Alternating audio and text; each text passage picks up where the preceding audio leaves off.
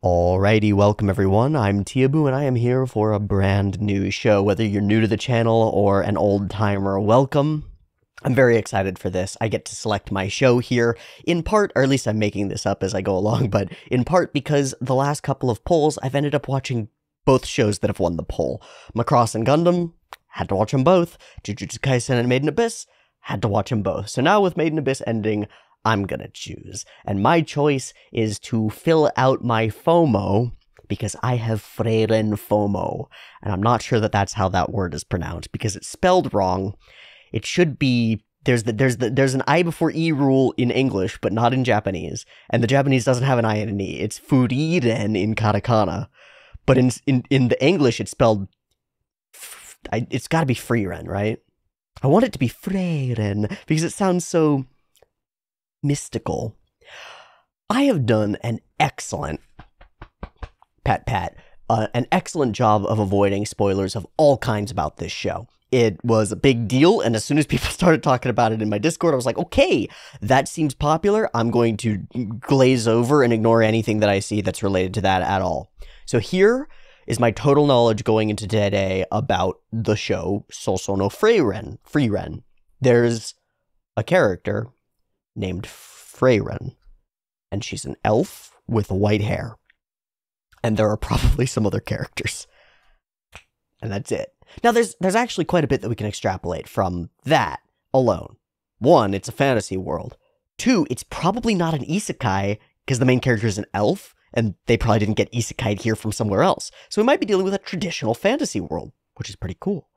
I have a full background knowledge of things fantastical and weird and wild, from the olden days to the current editions of Dungeons and Dragons. So we'll see. We'll see what kind of a classic fantasy world we're in.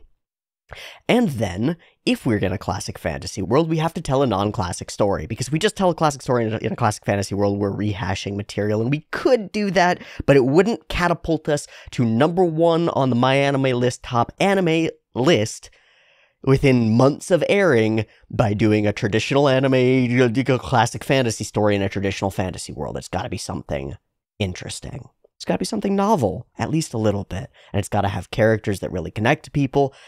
And I expect that it will be visually lovely, because that's the thing that really catches most people's attention about a show and will suck them in. That was what I knew coming into today. I have learned a few things about this show today. So let me pull up the Mal page, which is what I did this morning. Bing. And anything here is fair game except this part. I'm looking away from it, and I will never look at that thing until maybe later, but I'm just not going to read this. Here's the things that I find interesting. Frieren at the funeral and the picture. We're going to go through all of the promo pictures because they're useful and we can extrapolate some interesting information from them, and we'll try to make it as short as possible. Frieren at the funeral. Frieren has experienced death. Question, doesn't have to be, but question, is that death relevant to the classic elf circumstance? Elves are long-lived creatures in fantasy. They make friends with other people who are not as long-lived, and then those people die, and then they have to go on with their lives. How do you do that? Tough. This comes out of Studio Madhouse. I didn't know that. And I did scroll down to find the staff, and all the way down to director, to find that it is directed by Keiichiro Saito, who we saw relatively recently in Bocchi the Rock, and who is currently working on the Bocchi the Rock movie. Has done key animation, a whole bunch of other things on a whole bunch of other stuff, but our closest knowledge of him 100% comes from Bocchi the Rock, a show that also took the anime world by storm a little bit, partly for being willing to really play in the space, to take scenes and expand them immensely, to add things, use fun, dynamic shots, and weird animation styles to get his points across, or the show's points across. I really liked Bocchi when we watched it. It did a really good job. It nailed its beats in a way that demonstrates to me that the director and staff know how to nail beats. One of the most important things that I think a director can do is make the show feel like it delivers the most important parts of your story in a way that makes them feel the most important. Good stuff. Likewise, the most emotional parts of your story should be delivered in a way that makes them feel the most emotional. When Bocchi gets up there on stage and actually rips it, When Bocchi gets up on stage and actually rips it, you feel something, and part of the reason you feel that is because the direction is good. So, without a lot of history behind him, we have Keiichiro Saito, a man who is literally 1 year older than me, and has directed 2 critically acclaimed animation series with hundreds and hundreds and hundreds of thousands of people who love them. Puts things in perspective. What am I doing with my life? That's right, I'm talking to a bunch of people on the internet about the thing that I care about most in the entire world, which is media and animation and stories, and trying, as I go through it, to experience them with you, to share in this joyous thing that we get to do, like watching these pieces of media, and indeed to try to extract deep meaning from them. Because I believe wholeheartedly that stories are one of the most important things that we as human beings can do. We pass down information, and not just dictionary definitions or how to do certain things, but difficult information, things that are not quite in our realm of conscious thought, symbols and intersections of belief and meaning that can really populate your life with purpose, in a way that's kind of not obvious in the real world. So, fuck yeah, fantasy. It's good stuff. We'll see how this one is. Finally, final thing that I want to do is look through these guys here. This is the first one that I saw, and there are 2 things that strike me as interesting about it. One is the composition. Our characters are arranged in a journey.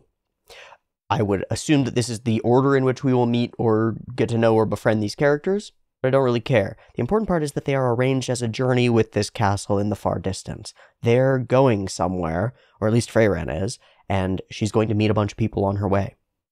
No surprises there, but a really clear visual. Nothing else to it, really. Very crisp. There is one other thing here, and it's the suitcase. What's in the box, Frieren? What's in the box? And then there's something that's not in the picture. That's something that I bring to the table. It's one of those things where you've got your own set of patterns and recognizable images in your own mind, and you impose those on the images that you see in the world. I see this image, and my brain goes Violet Evergarden. How weird is that? I think it's weird. But it gets doubly interesting when we add this alternative title to things and learn or come to understand the meaning of Beyond Journey's End. The end of the journey? Funeral. Frieren at the funeral and beyond. So, a journey post a death in her life, something to carry with her, and really, really, I do have that vibe of Violet Evergarden. I don't know why. Maybe because there's so much here, and in that title, that is influenced by a past. Other images. She magic? She magic. That's all I got there. She walking? This is a long journey image. Continuing onward, looking back. These characters are all looking back as well, but it feels like they're looking back toward us, the camera, in order to show their faces because this is a piece of promo art. This feels like the character is looking back because there's something behind her that she reminisces toward or feels for. No read here, except that's a dwarf. Hella beard. That's a sword. Hella sword. Blue-haired guy, green-haired guy. Don't know what his deal is. Priesty? I don't know. And that's that. Big army of bad people. Some homies. Some Frieren. Some swords stuck in the ground. Big shadow. Demon? Demons? Are they all demons? Classic demon stuff? Probably classic demon stuff. And shattered, mirrored images of a bunch of characters. But they're all broken away. Maybe also pieces of the past that inform the present. I don't know. So that's it. That's my whole exposure to all of the information about Frieren, fuck. Period. That's all I got. I hope that that's useful for you to understand where I'm coming from, and where I'm starting off. I like to do this at the beginning of shows because my opinion and ideas and stuff will start immediately changing as soon as material starts appearing on screen. And almost certainly everything that I've just said is like partly wrong, but it gives us some framework, some framing, and some expectations. And I think that's really useful when going in, because it can help you to understand how the expectations and actual results kind of differ. At the beginning of most episodes that I watch, those of you who have been on the channel for the last year or so know this, I draw a drawing. And I wasn't going to do one today, because I don't know anything about fucking Frieren. But then I looked at the title thing, that title, and this image, and I was sitting just sort of thinking. I was like, fuck it, I'll do a scribble, and I don't know what it'll end up as. So this is what I did. It started with the ears, and then the grave that's there, and then the suitcase, because I'm really curious about that, and then these stones are like a journey forward or onward or through. But there are pieces of this that make more sense now that I've seen more of the images and stuff, and thought about the, like, looking backward and having a past sort of thing. Feels to me like the journey is into Frieren's mind. Feels like the baggage is baggage that she's carrying, and it feels like the grave is stuck with her. That's all I've got. Weird, mildly symbolic. That's what I've got, and that's what you should probably expect from my weird beginning drawings. I have gone and downloaded the zero-build versions of Frieren for at least the first couple of episodes. If I should be using a different one, let me know. These are using the 9-volt subs. They're just remuxed on. As far as I know, that's the only difference. Yay, good. They should be great. If they're not, then let me know and I'll figure something out, but these have been widely recommended, so should be good. Frieren did a crazy thing and aired 4 episodes at once for the beginning of the show. That's not happening, y'all. Sorry to disappoint. Today we're going to watch episodes 1 and 2, probably. There's a distinct possibility that we'll only watch 1, because it's a new world and new material and new characters and new show, and there's always so much to talk about that I might just get overwhelmed. We'll just play it by ear either way. Bear with me as I go through this at a rate that seems reasonable to me as I'm sitting here watching it. Thanks so much for joining me for watching it. I hope that this is going to be a lovely journey. It's always weird to choose a show without knowing anything about it. It's kind of finicky. It's like, oh, well, what if it's terrible? But I had, first of all, the impression that running a poll for this would be a literal waste of time, because I don't think anything is going to beat it. And I actually want to watch it, and I'm curious about what a modern fantasy that catapulted to the #1 spot on Mal's top anime list is. I'm going to take a second to think really hard and make sure that I haven't missed anything particularly important. There is an important thing that I forgot to talk about. Money! I have a Patreon. You can get early access to all episodes of everything that I watch by a week by going there and subscribing, as well as access to the Discord and the ability to vote in future polls. And shoutouts at the end or beginning of the video, depending on your tier. That's the Patreon. It is as it is. It's kept inexpensive so that it's affordable and accessible. That's my goal with it, and it is my sole source of income. It is what I do here.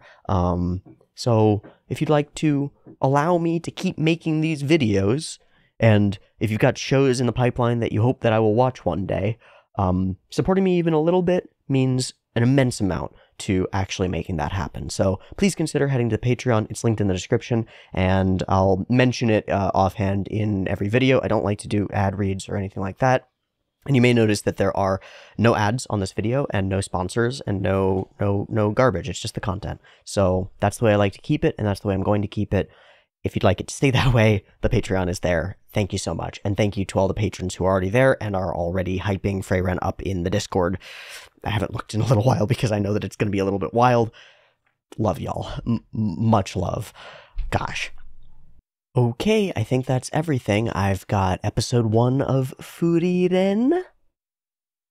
0 build version, 9-volt subs, Japanese audio, up and ready to go. There will be 2 versions of this reaction video, with a picture-in-picture version, video in the video, linked in the description, and a timer-based version up on YouTube, which you are currently watching. The timer-based version will have a beep beep timer to count you down, and it'll go boop boop boop beep, and on the beep and the green light is the same frame that I've synced up in post, so that you can start your video at the same time that I start my video, and we can do it that way. Cool? Cool. And that way I can, because people always ask this, I can put these videos on YouTube, and they won't get copyright blocked. It's really good. Great. I think that's it. Beep beep timer for episode 1 of Frieren. Which is almost certainly not the way that this is pronounced.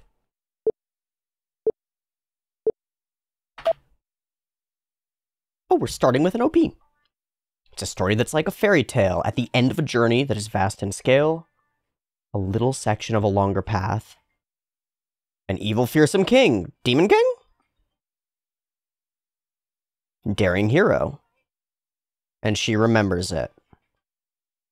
An ageless elegy is not a title I've seen before.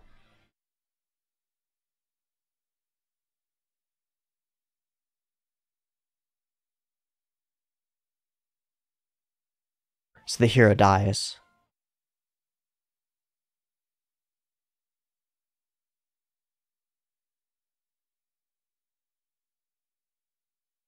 Okay, it is about the elf thing. There are things that can live on, like dreams, words, and bravery. And so I'll carry those. That was probably the hero.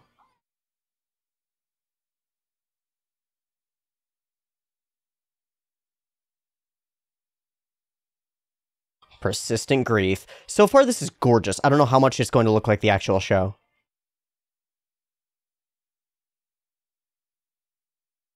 Lots of colored outlines. Very careful choices. All of that unfolds from inside Frieren's head. She's not carrying the staff, so I wonder if it's in the box. The far northern edge of the continent would place the people called Heaven, Aureole. The land where souls rest. Where I was able to converse with my old comrades, great mage Flam. Ende. So the end of the world is in the north. Ooh, borderless.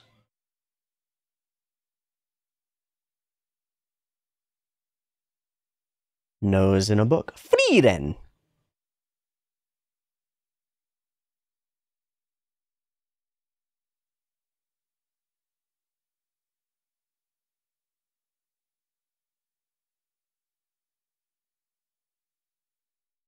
Okay.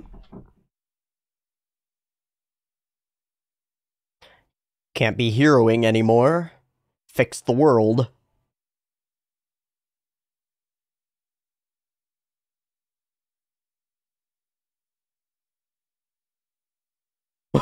Not what I expected from the priest. Actually, that's perfect. I have no read on her yet.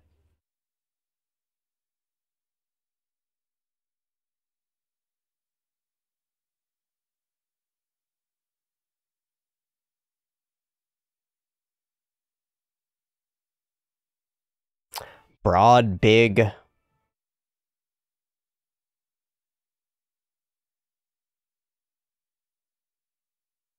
Triumphant return!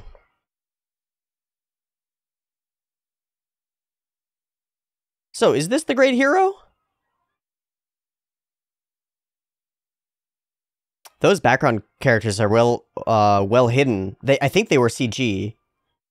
Because of the way that they looped. But they were well hidden. Oh, he is Himmel the hero. Okay. Okay. Frieren the mage.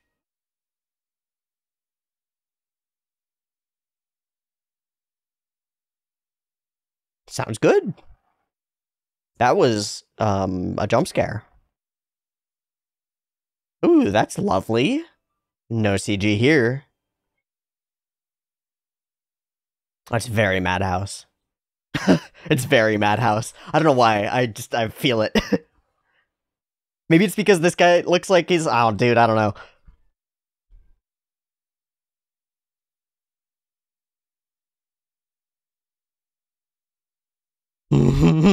Classic. Oh, he's drunk as shit. Of course he is. So is she a kudere? Is that the vibe I'm getting? I hate to impose dumb tropes like that, but very, very nonplussed by everything.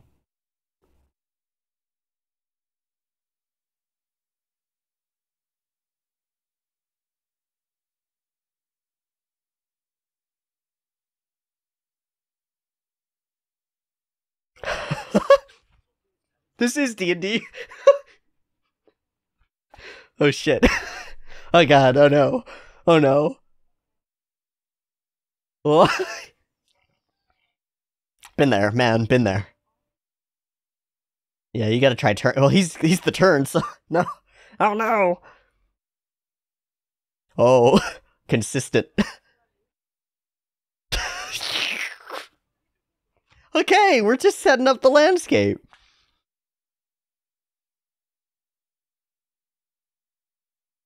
Great nostalgia and reminiscence. The characters are very expressive. Kisamite.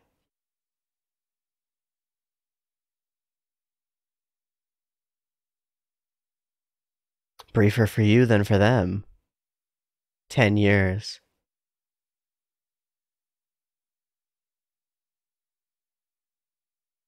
Time flows differently here. Ooh. Sparkle Star. And 2. Huh? Hey? Is this a thing? Or are we time skipping? No. I bet we're gonna time skip to the next one.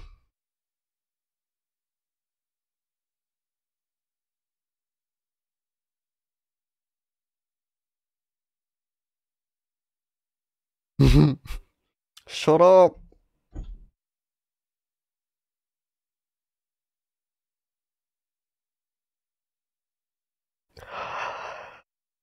Remains in the box. Remains in the box, carrying him to the location. Yorimoi. A journey. Whoa! Yeah, we'll all go see the fireworks show together. All of us, all together. And everything will be fine.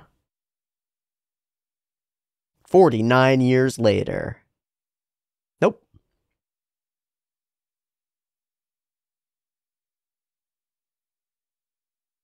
Back to the forests?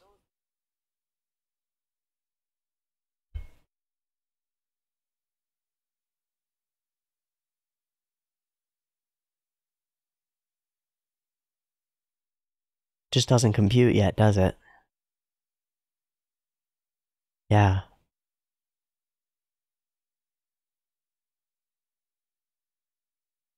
So madhouse. So madhousey. Oh boy.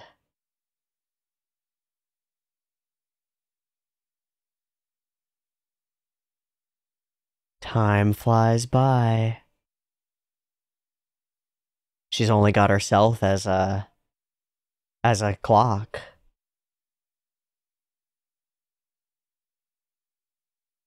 Whoa, the world immediately feels so expansive.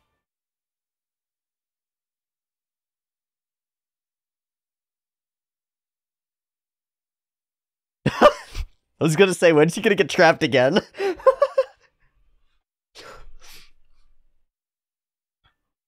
Oh, that's lovely. Oh my god, the first scenes of Angel's Egg.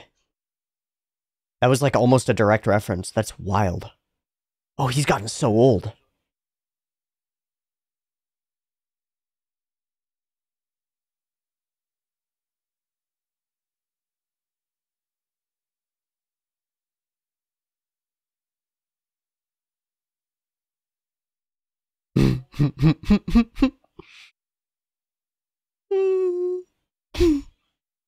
Looks pretty fucking harmful.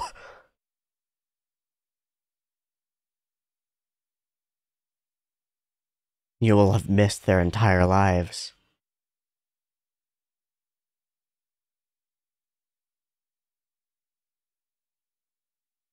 Get 'em, kid! Fuck geese. I hit a goose. Oh man, I feel so bad about it. I hit a goose. It was months ago. I was on a unicycle, on an electric unicycle, and I hit a goose. Oh no, the dwarf.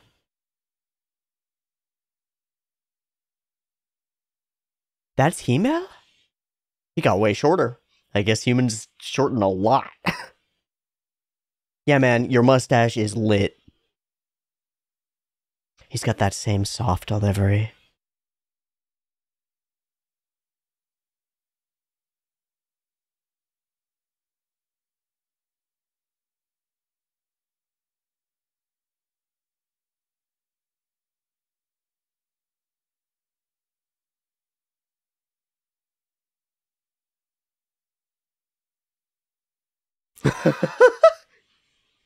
Yeah, it's hard to forget. But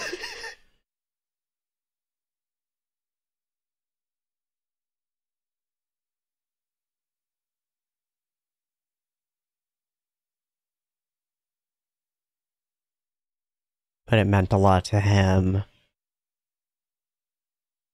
And that's gonna be a running theme. The things that you don't think are very important might be the most important.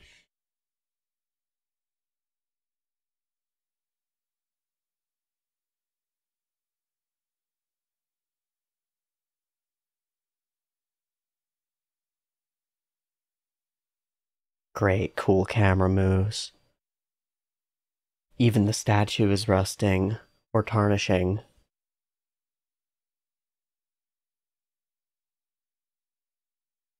An age-long past.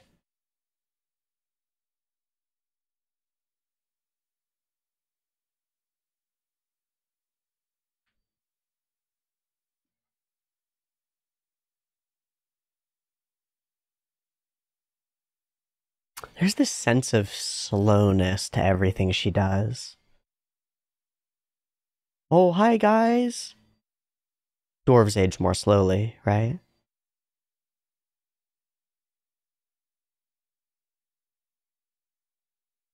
You still getting drunk as fuck? A little smile, though.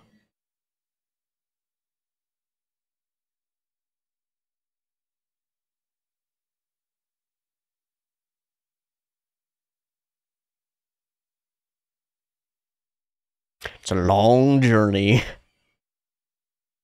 Whoa. For these old timers? Yeah.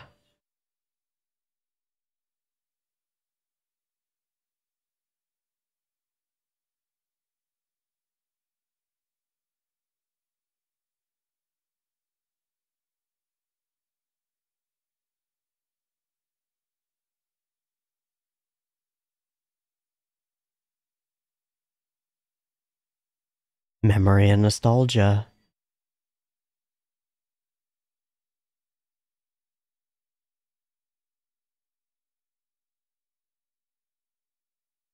Oh, still a warrior.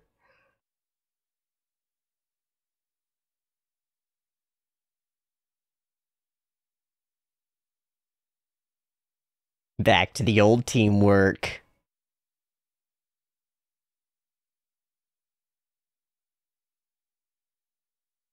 Leading the way, unchanging. Okay. This is a very somber landscape.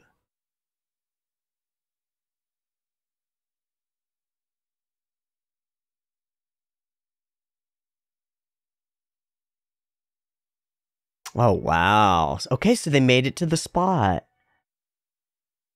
My predictions were wrong.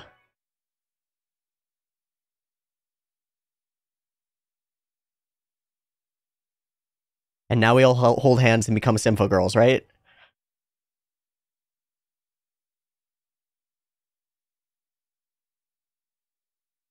And ephemeral. Doesn't last. The sword is gone. Oh.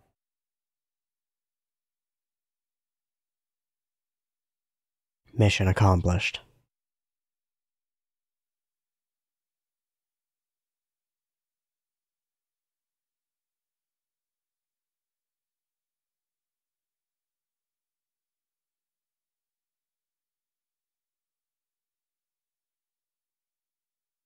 So that takes away the obvious journey.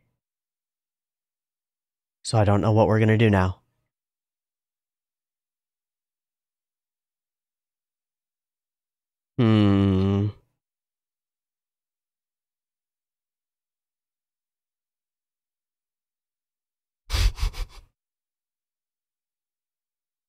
That's how it should be, though. Smiling eyes. Did it just sink in?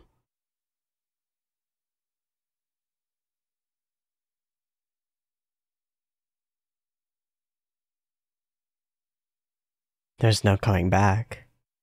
It's not static. Oh.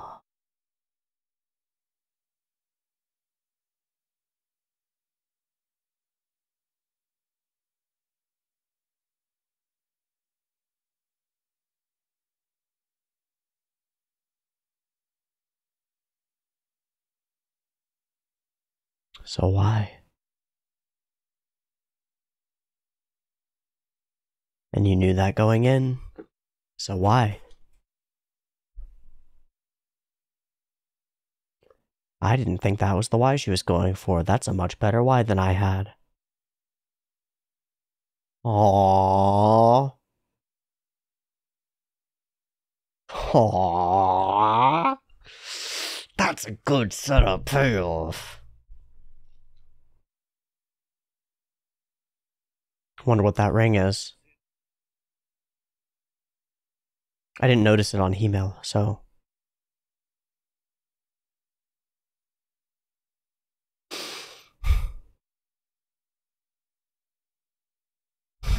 No, but my liver ain't great.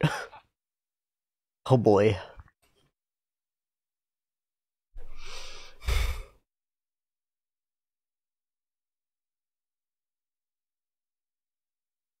He knew it going in.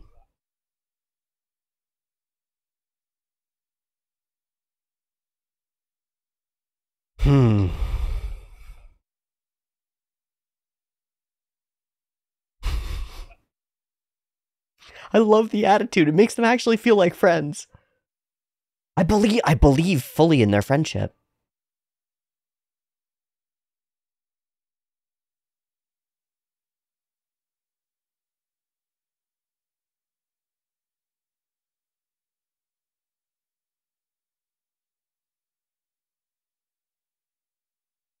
Okay.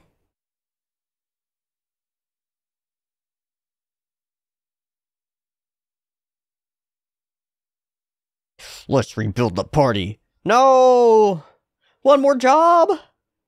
We just saw you kick some ass, man.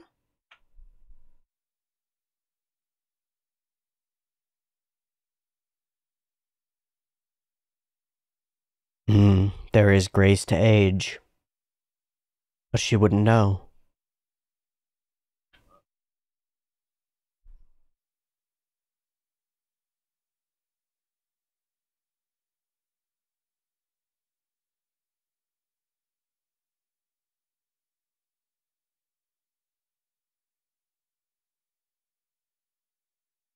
Man, this is really taking time to breathe. What a thing. What a thing. What confidence in the show.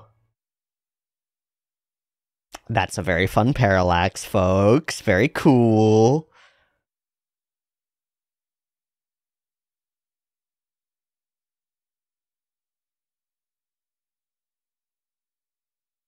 Time is just everything here.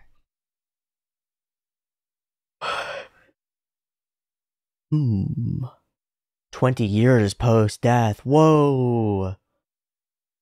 Oh! You're a character. You're gonna be grown up. Who's that voice?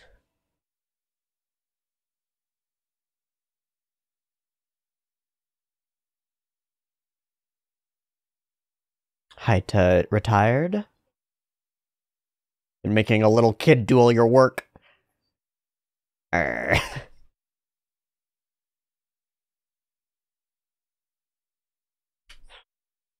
Good move. Don't want to end him.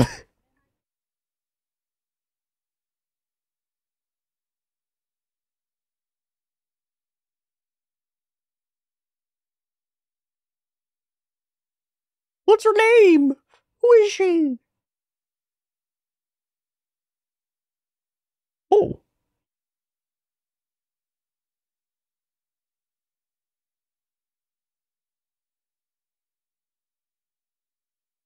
Priest? Not a hero.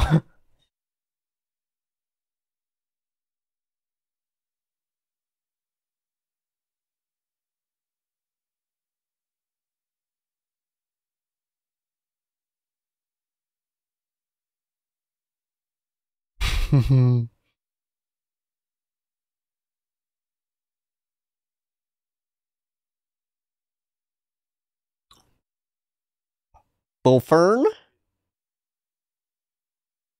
And she can cook.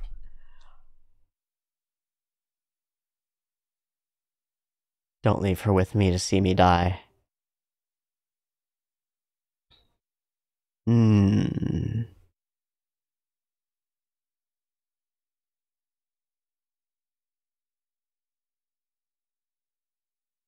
Better with you than with someone else.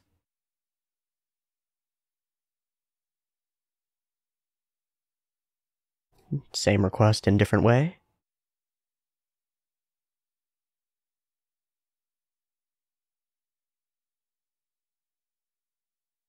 Whoa!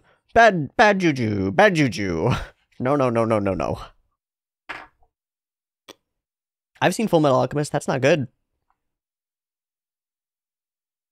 That looked a lot like her staff.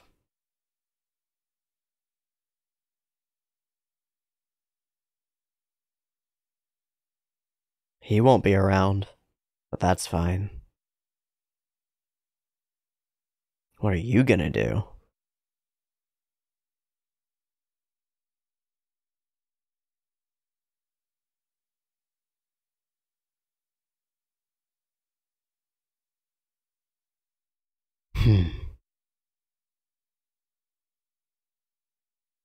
A little more time.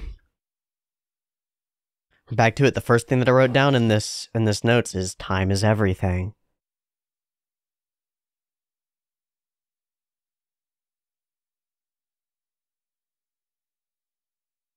Really, really good distinction. Is a long life a healthy life?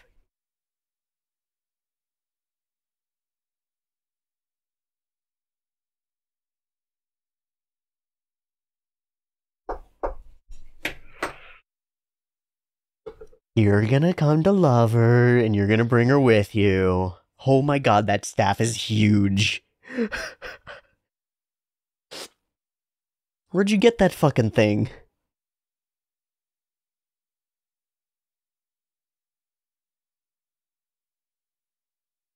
Dekozaimasu? Taka? Very proper.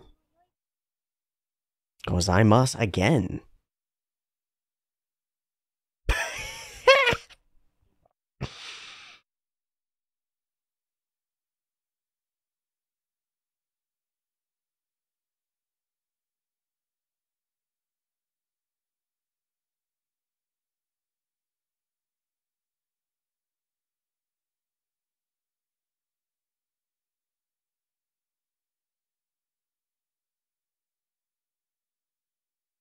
Pretty close. Really right outside of your range. That sucks. Wow, very, very proper.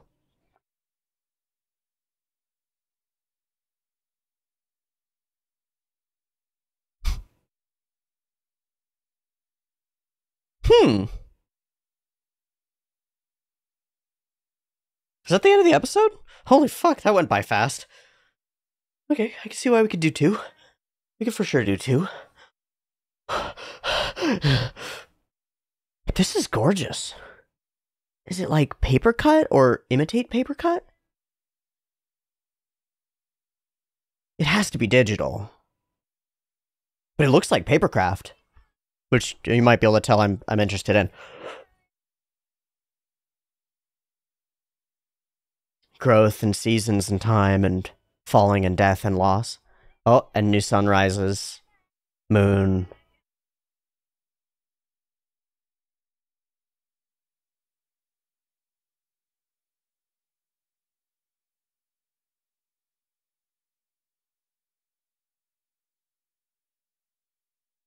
Whoa. Poon Poon vibes. If you know, you know.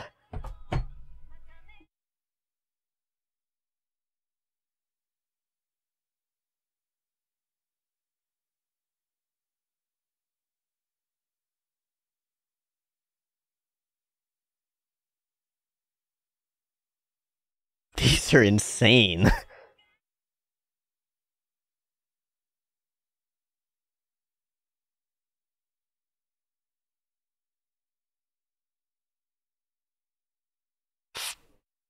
Okay, I need a second to combobulate. Processing. Cool. Slow. In a great way. Ooh, I bet there are some dumb people complaining about the pace. I 100% bet there are people dropping this shit after one episode being like, there's nothing happening. What are you guys doing? Fuck. I see it already. I see it. My third eye sees through the internet to the fucking fools who don't understand what they're watching. Self-included. I'm a fool who doesn't understand what I'm watching, but gosh, at least I picked up on some of the basics. Life, death, time, and loss. Living in parallel, but separate from everyone around you. Kind of like intellectually but not emotionally aware of the reality of life and death. She knows that humans live a short time. Of course they do. This was bound to happen. And they all know it too. It's bound to happen. But she doesn't feel it. Not until she does. It's cool. It's cool. Our whole episode has this very distinct feeling to it, and it's the same feeling as nostalgia for Seishun. Seishun being like the summer of your youth, that sort of feeling. The feeling of like an old man thinking back on their childhood expeditions and adventures and journeys and things, right? That's the same aura, same vibe present throughout the episode. And it's really, I think, really lovely. What I want to mention is how much the shot timing helps to accentuate everything about that. There are a couple of moments that really, truly stand out to me.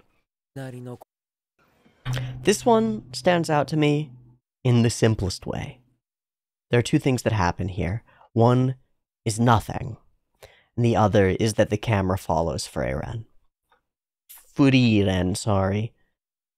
Nothing is happening.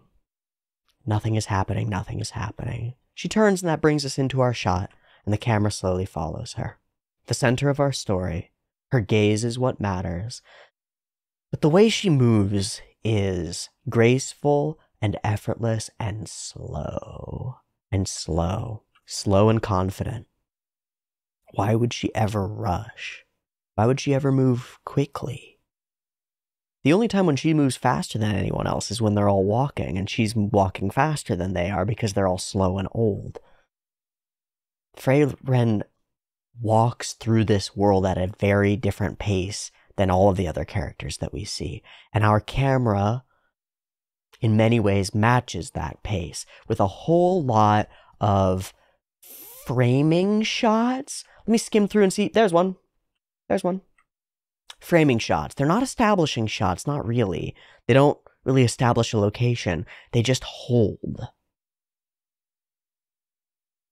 that just holds for seconds and seconds and seconds. And it accentuates a scene that happened immediately before it, but it just spends time in the environment. Just spends time there. That's weird. That's weird. Okay? Anime is a very time-bound, time-limited format. You've only got 24 fucking minutes, minus OP, minus ED, to get your shit into the viewer's brain, and if it doesn't work, then it doesn't work, and they're never gonna watch your show again. You gotta fucking throw everything in there. That's the temptation, at least.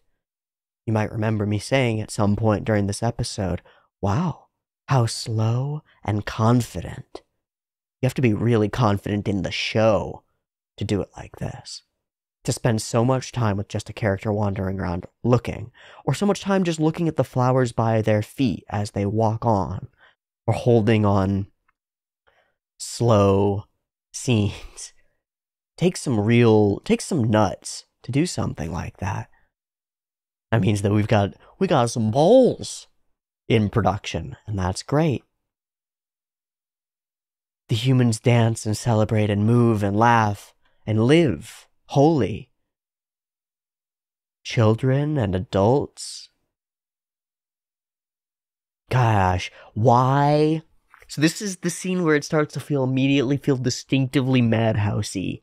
I don't know why.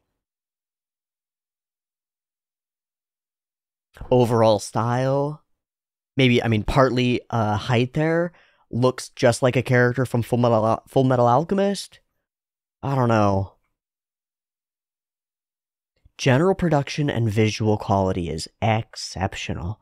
It's really pretty. It doesn't try to do anything fancy with it, but it manages through a little bit of post-processing to do some really fancy things. There's a lot of really clever colored edge lighting in particular moments and scenes.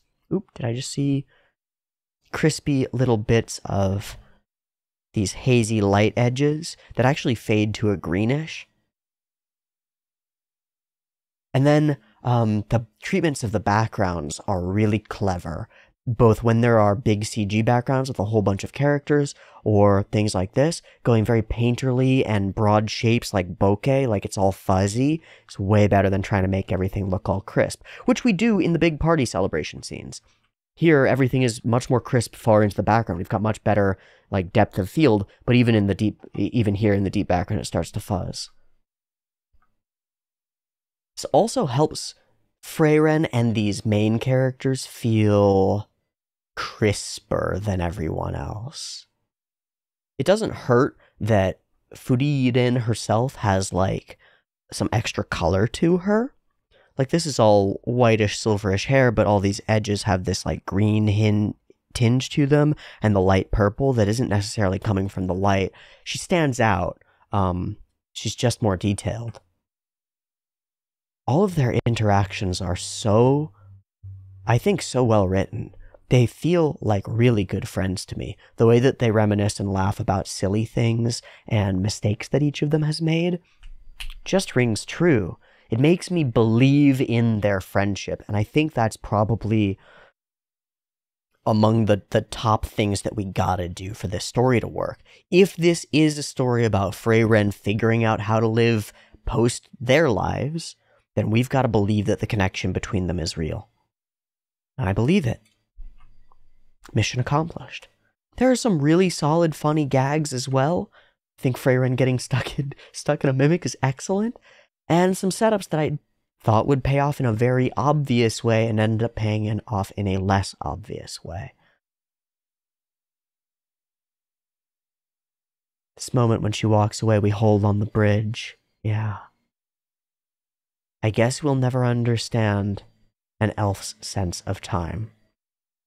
Okay, my favorite scenes in this episode, no holds barred, are the montages, the time lapses, the movement of things,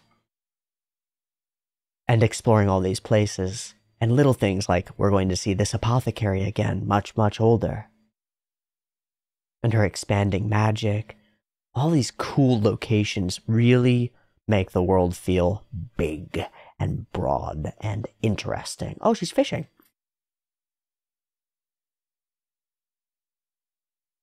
That's just incredible. Okay, so I'm gonna pull a couple things up because this is a multi-reference. Just typing Angel's Egg face, we get these scenes of this character floating in water, exactly like this, and just seems deeply reminiscent to me. And then there is the painting Ophelia, by Sir John Everett Millais. This is that image. I imagine, I think it has to be intentional. If it's not intentional, then that's crazy.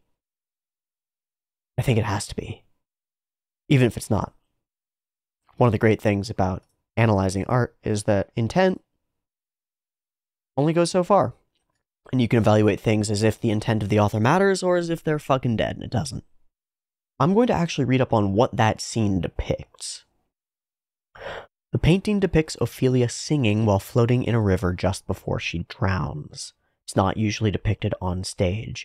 Out of her mind with grief, Ophelia has been making garlands of wildflowers. She climbs into a willow tree overhanging a brook to dangle some from its branches, and a bow breaks beneath her. She lies in the water singing songs as if unaware of her danger, incapable of her own distress. Her clothes trapping air have allowed her to temporarily stay afloat. Her clothes spread wide and mermaid-like a while they bore her up, but eventually her garments, heavy with their drink, pulled the poor wretch from her melodious lay down to muddy death. Known for its detailed depiction of Flora and the sleeping, dying character.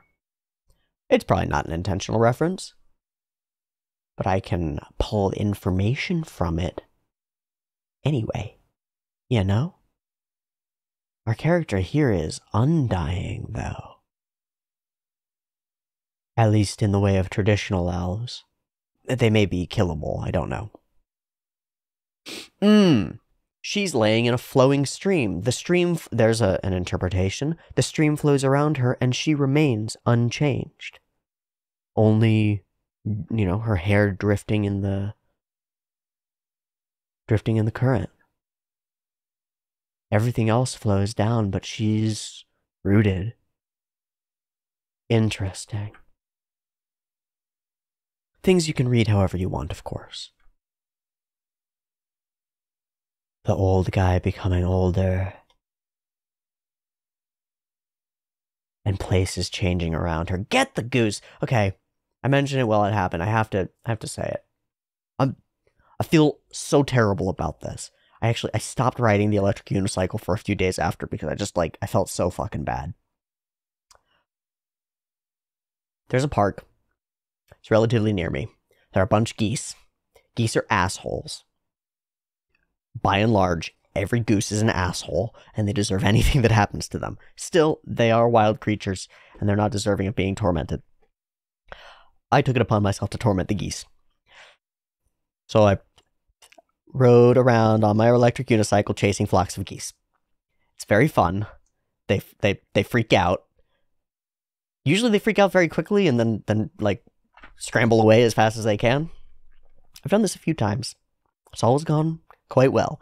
I chase some geese around, and then I roll away, and I'm like, ha ha ha. I chase the geese. Is it sadistic? Yes. Is it cruel? Yes. Am I ashamed of it? Also yes. Absolutely. One day I went and I did the same thing. Started chasing some geese. All the other geese peeled off, except for one goose. So I was flapping at the goose, wah, wah, wah, wah, wah, wah. And I leaned forward a little bit too much. And when you lean forward on an electric unicycle, that's the go button. That makes it go faster. So I started going forward faster. And I couldn't control how fast I was going. And I rolled up on the goose's tail feathers. And a couple of feathers went, and the goose went, and flew away. And I fell off the unicycle. And I just felt morbid, just horrified. So I sat there for a while. I said a little prayer to the geese that I had injured for no good reason, felt deeply ashamed, and I went home and felt real bad about myself for a very long time, and still do. So this is my little confessional. for having done a bad thing to a goose who definitely didn't deserve it.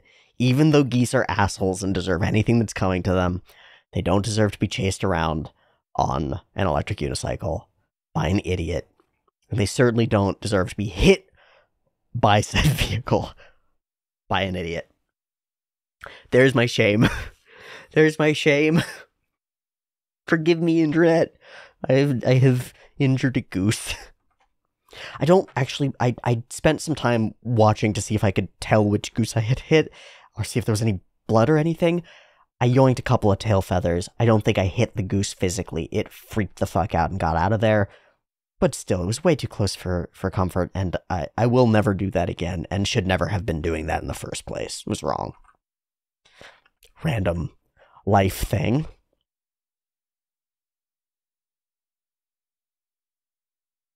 Family is going on. Oh, he does look glorious. I wonder if it's the same voice actor for his young form and old form, or if it's a different guy and they just did really good instructions on being very calm and quiet and soft-spoken and gentle with the way that he speaks. Because it sounds like the same guy. I could listen to that guy read me to sleep. Read me Japanese lullabies that I don't understand a word of, and I'll pass out. Man, it's just funny enough. It's just enough. The jokes are understated. Everything else is pretty somber.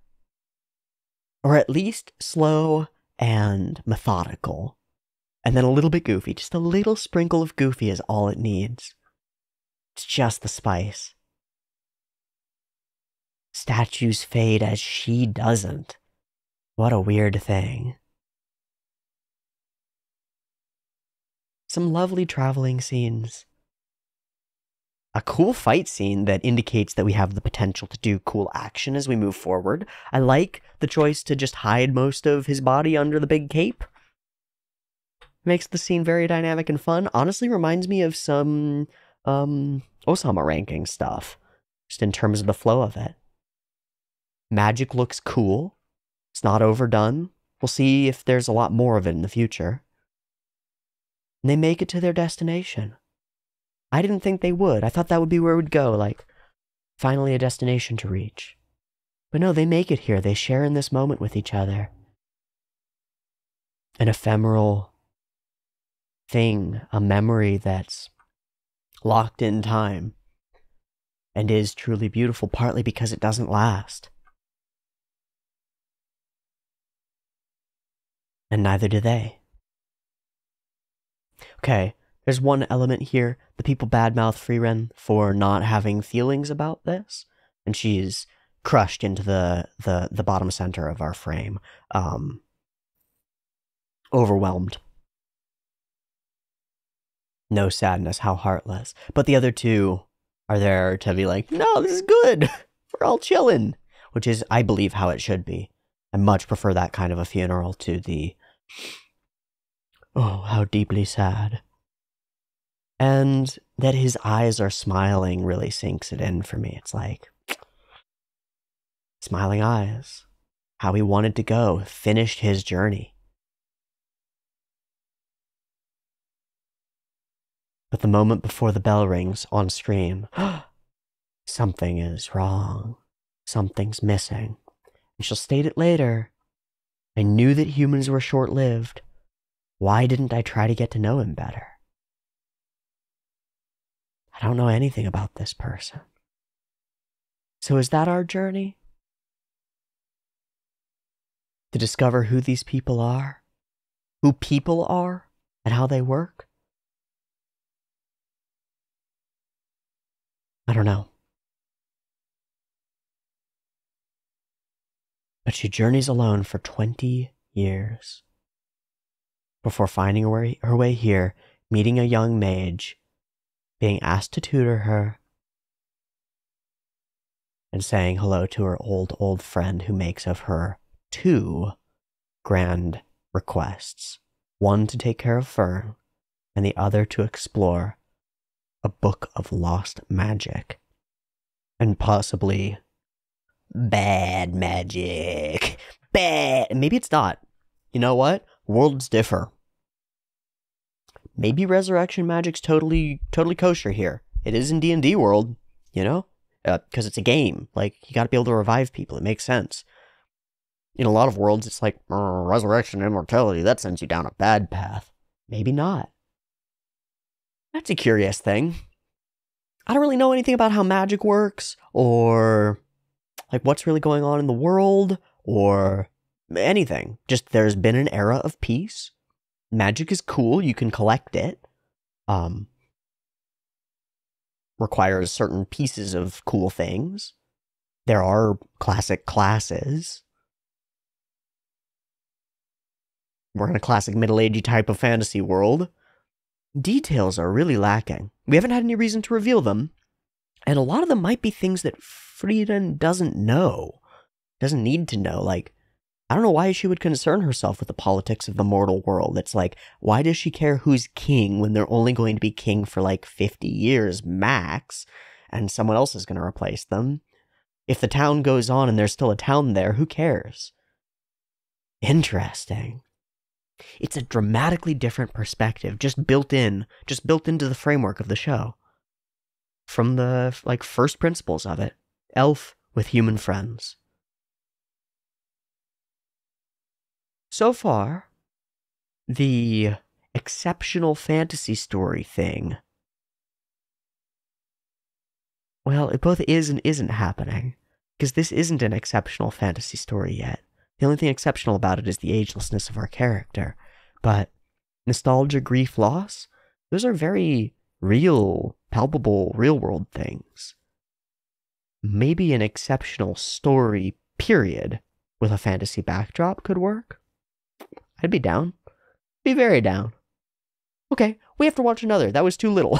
That wasn't enough. So, I'm gonna take a quick break to sync up my timer and stuff, and be back in a second for episode 2 of Frieren. See you in a sec. Peace. Okay, here we go for Frieren episode 2, titled, It Didn't Have to Be Magic. Could have been something else? I don't know what that means. Beep beep timer.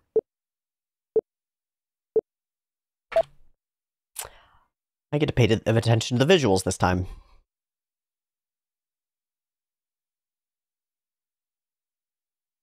And the music.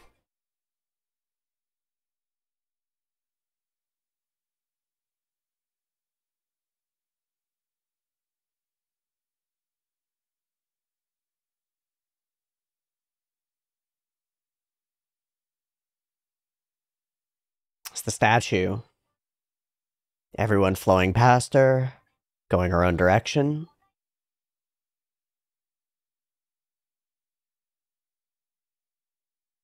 Of course, Fern and Boy. Boy with axe.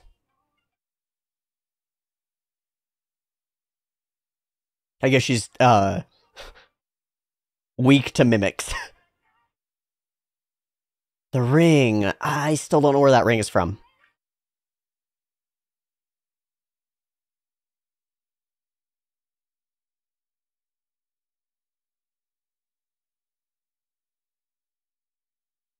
The hairpin she's wearing is his neck piece.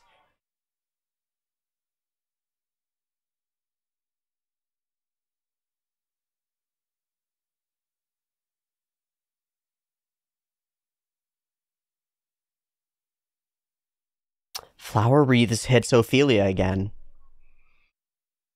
We're gonna find out about magic!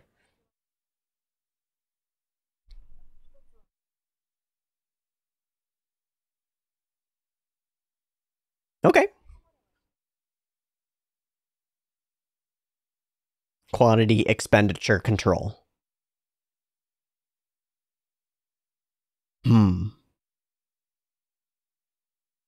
Gotta work out. Gotta bulk up that mana supply. It's doable, you're young.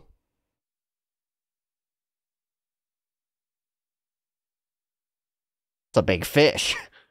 Or she's really weak.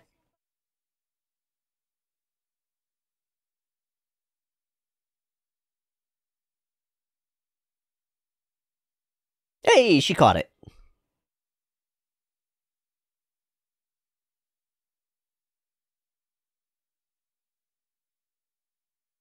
Oh, Ji-san.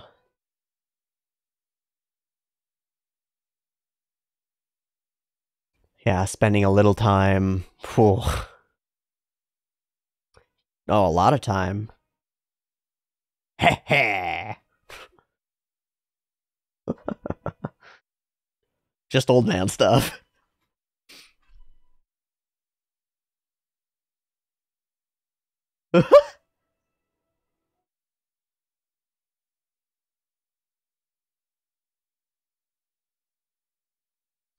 No vegetables. Fuck this. I'm too old for this shit. Great. He's going to pass, right? That's where this is headed? Because she refused Fern. Fern's growing, as her hair does.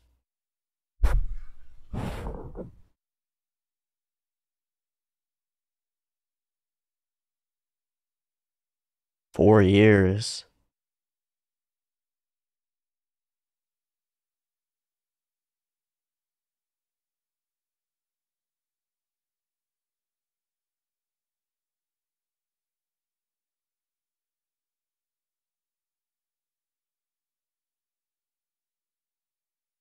Hmm.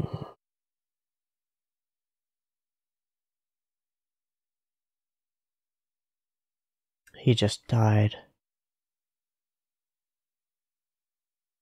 Damn. Just like that. Oh, he's not dead. Oh my god.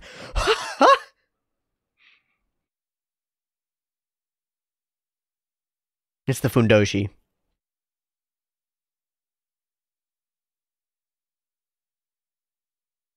It's his last hope. Oh yeah.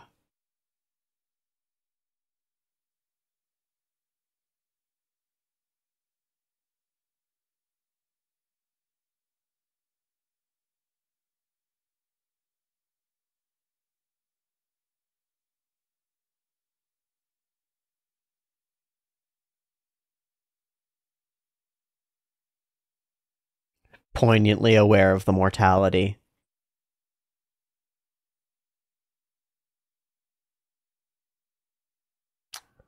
Oh boy. Oh boy. Nothing to live for.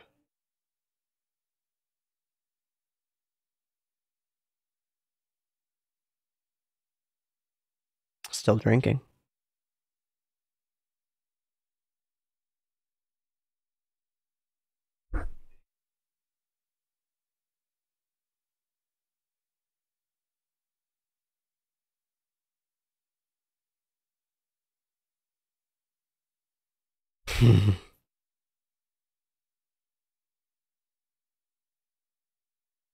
Survivor's guilt, but minus the guilt.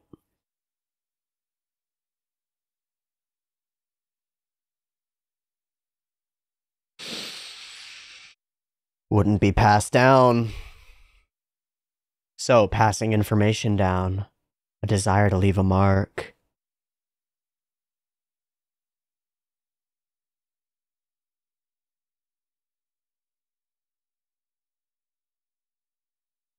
Something worth carrying forward.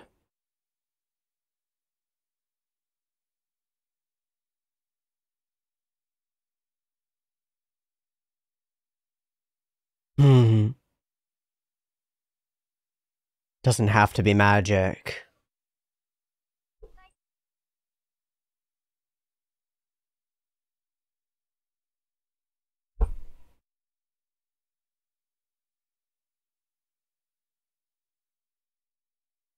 I've met a lot of college students who feel exactly that way toward their parents. I need to make sure that the people who've set them up know that they'll be okay. Whoa. Okay, that's so rad and magic. So rad and magic-y. Why would you ever pick up a book? Why would you ever? Why would you ever? Ooh, control.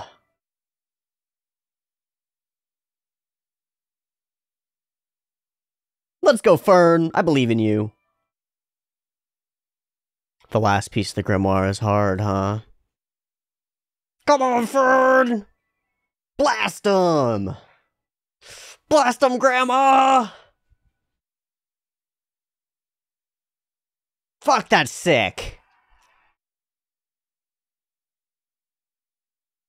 That was a dope emotional beat with a great musical cue. Yeah! Yeah! Holy shit. Great. Huh.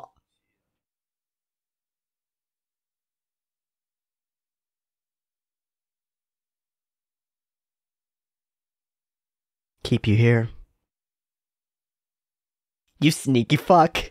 You sneaky motherfucker. You sneaky motherfucker. You gave her a decade-long task in order to... Hmm?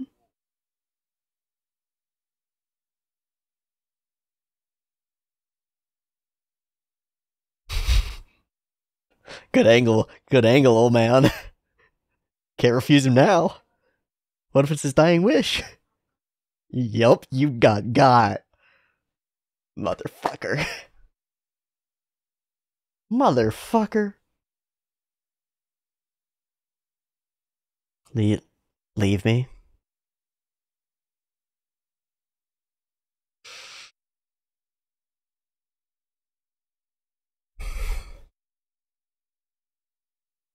I disagree with this on principle, but I understand the thought.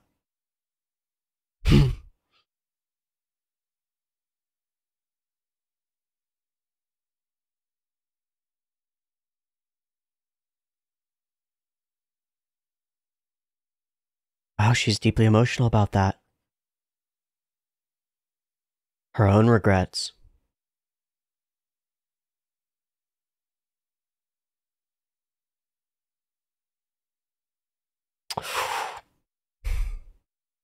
She could hear all of it, huh?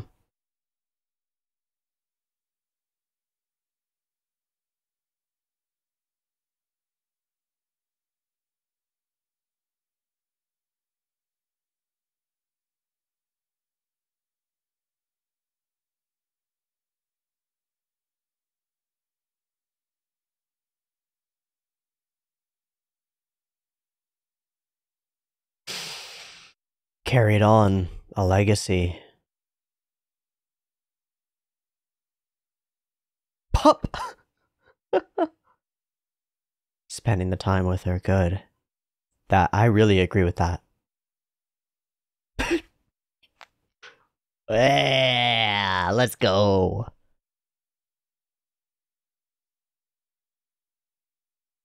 Then I suppose I'll do the same. A reason to live. Hmm.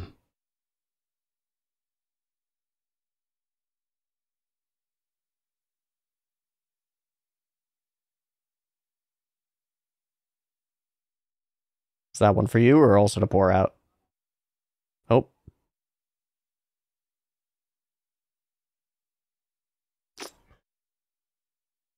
Beautiful.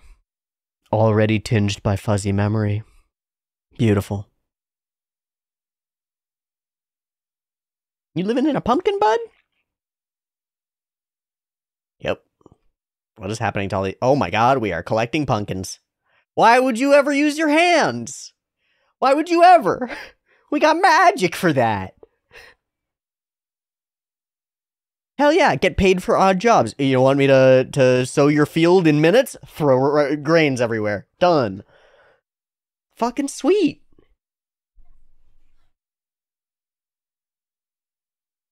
Odd jobs. Map? Ooh. Okay, she really is collecting magic. Just like, oh man, just like collecting stories. Ew.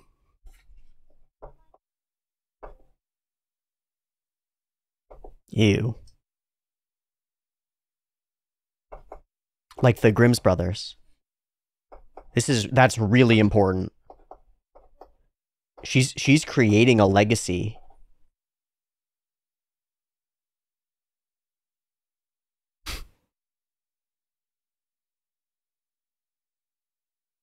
You got magic? Damn it.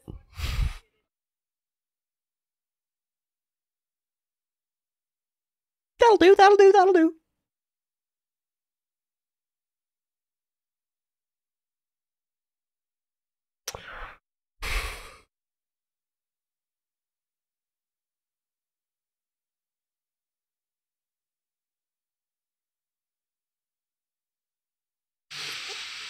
Maintenance of an idea.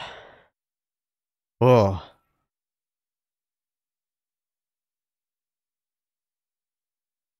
This is a place that we saved, but it's been lost. She's that little girl. Yeah, herbalist.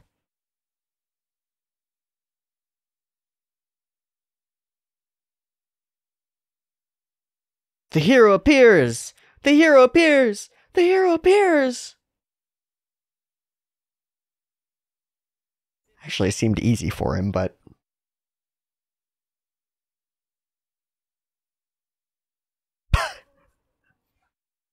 To speak ill of the great hero!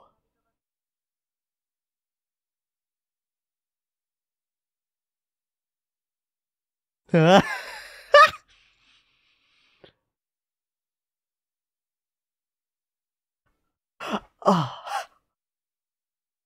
Yeah, it sucks.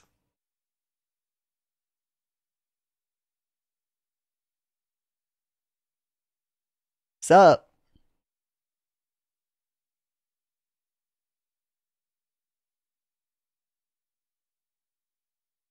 Hey.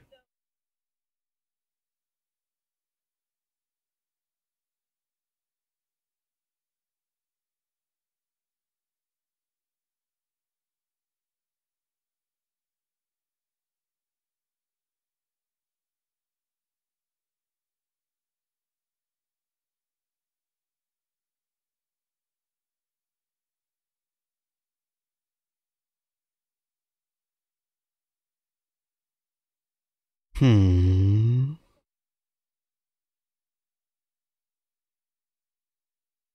Hmm.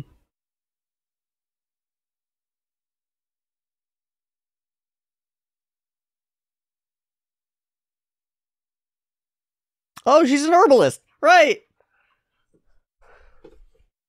Of course you would know.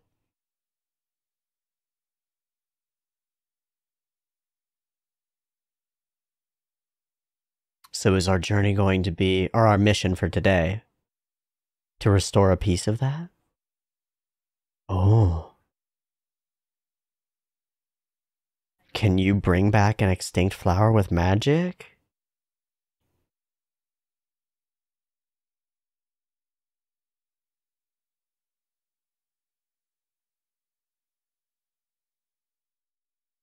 Mm-hmm.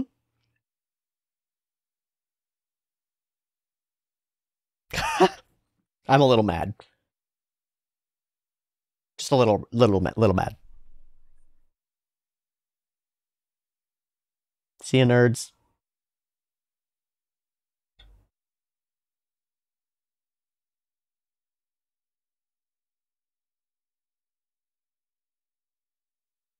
That's not that long.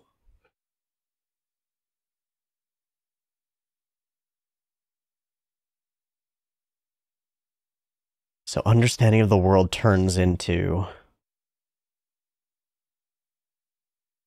very self-aware. More than I'd expected.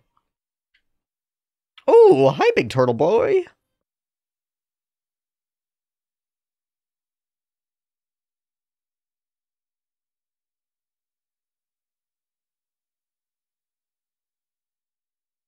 Not the right one.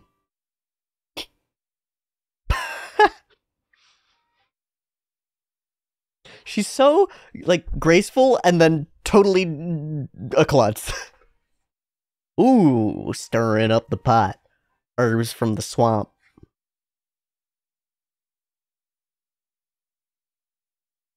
Time. This is just nothing happening, right? How beautiful.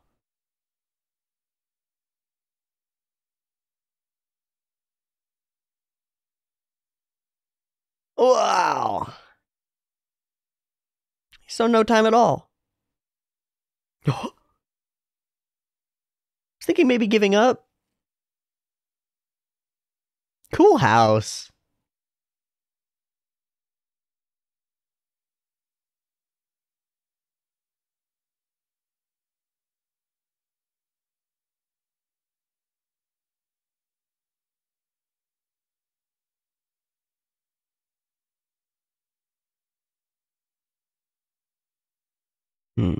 No faith. No faith. I mean, they are extinct, so. Yeah, and you'll just get stuck along that journey.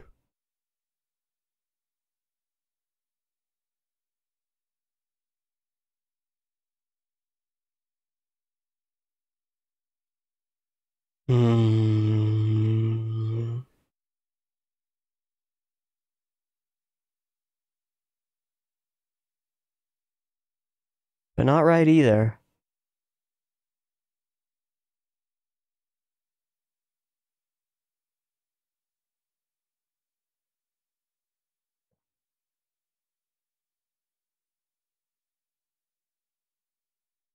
With those fucking blue moonflower seeds.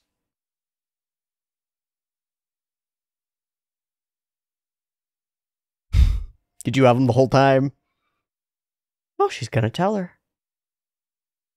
I'm worried that we're on a wild goose chase when we could be doing real things.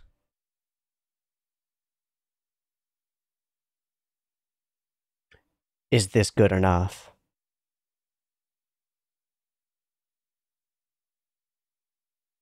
Doesn't have to be magic. Oh, she realizes it and goes with.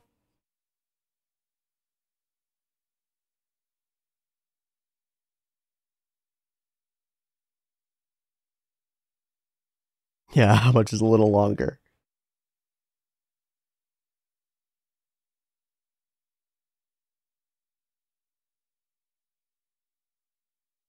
Oh. Little buddy likes the seeds. Maybe the seed boys know where the flowers are. Yeah! Bet seed boys know all the good stuff. Oh, cool tracking magic. Fucking awesome. I love these understated spells that just do mundane things. They're so cool. They're my favorite spells. I love it. Prestidigitation all day, baby. All day, baby. Shit doesn't taste good, now it tastes good. Shit isn't warm, now it's warm. Stuff is dirty, now it's clean. Stuff is clean, now it's dirty. Fucking love it. Love it. Great question. Thank you. Terrible answer. Fuck you.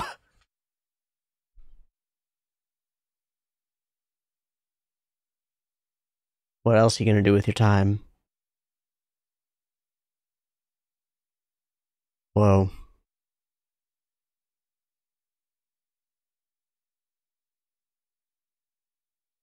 A field of flowers.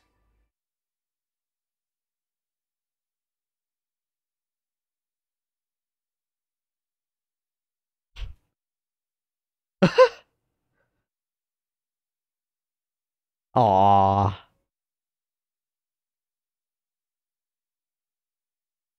Aww.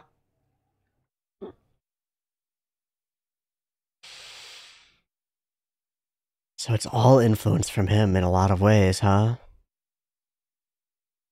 That's okay.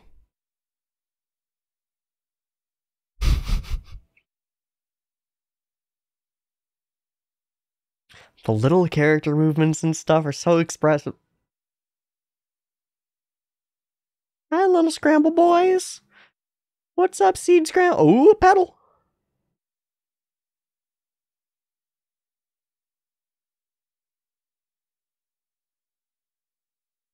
They probably stole some of the seeds and have...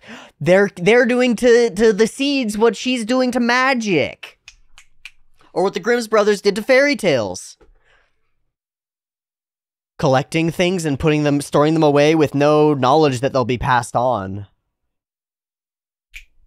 Fucking cool.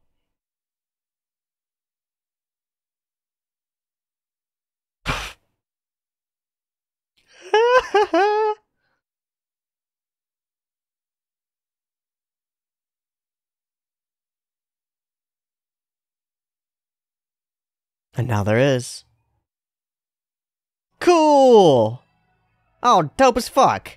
Hit another powerful emotional beat with a great musical cue. Nailing it. Our director knows what he's fucking doing. Our whole staff does. It's Madhouse. It's Madhouse. This is Madhouse. It feels like Madhouse, which I can't say about a show that I've seen for a long time, so fuck. Goddamn good. Mission accomplished. It's like, this is like Mushishi, y'all. This is not the show that I thought I was watching, and I'm into it.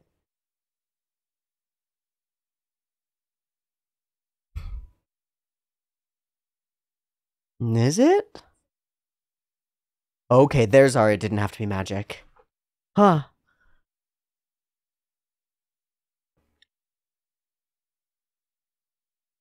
She chose the flowers.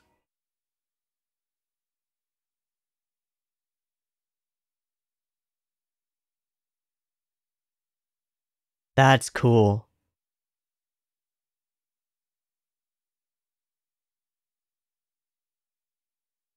So we bring a species back into the world. And it is a type of magic, isn't it? Fuck, I'm gonna freak the fuck out.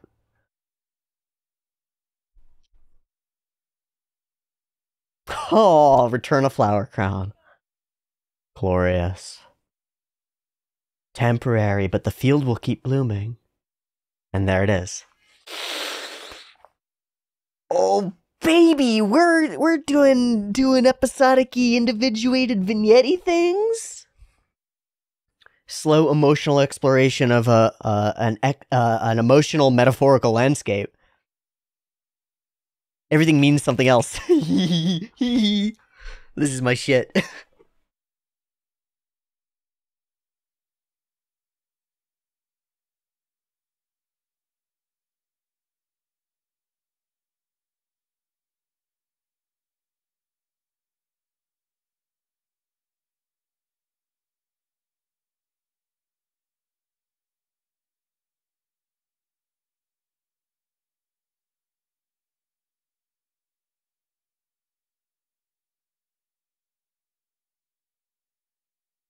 This ED is insanely beautiful. What an art piece.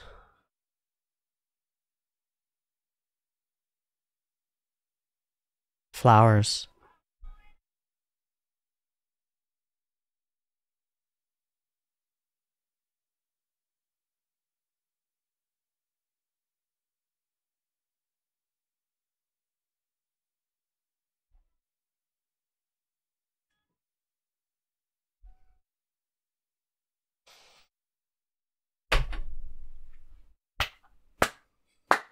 Excellent.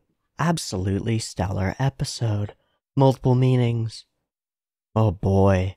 Oh boy, we're gonna get deep over the course of this, aren't we? Maybe there is a core plot that will hit eventually. We're not there yet, for sure.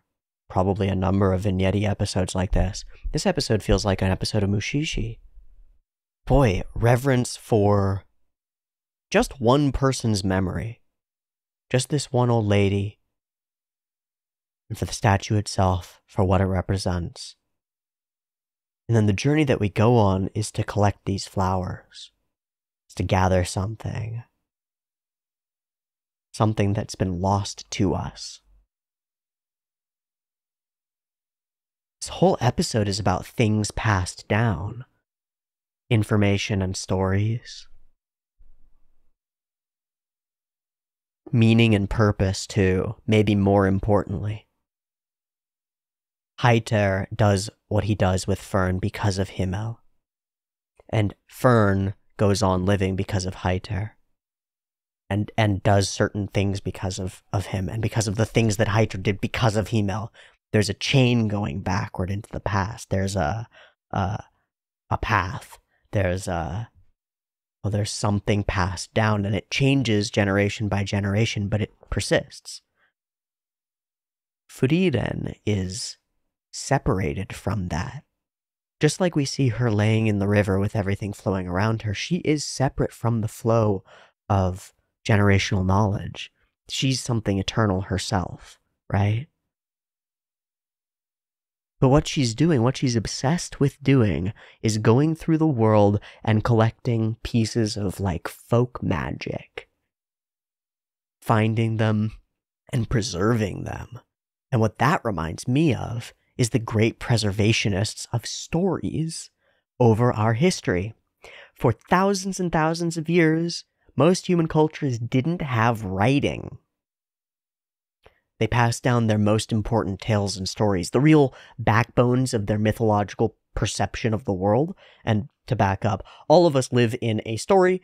You live in your own story. If you're not in control of it, that's a problem, and you should probably figure that out. And you travel through a world that is mostly manifest of symbols and representations, patterns. To imagine that you perceive things as they actually are is ridiculous. You perceive things as they relate to you and your goals and your story, your path. For thousands of years, most cultures didn't have writing to pass those stories down. They sat around their fire and they passed them down via an oral tradition. Those cultures have been dying out for a long time.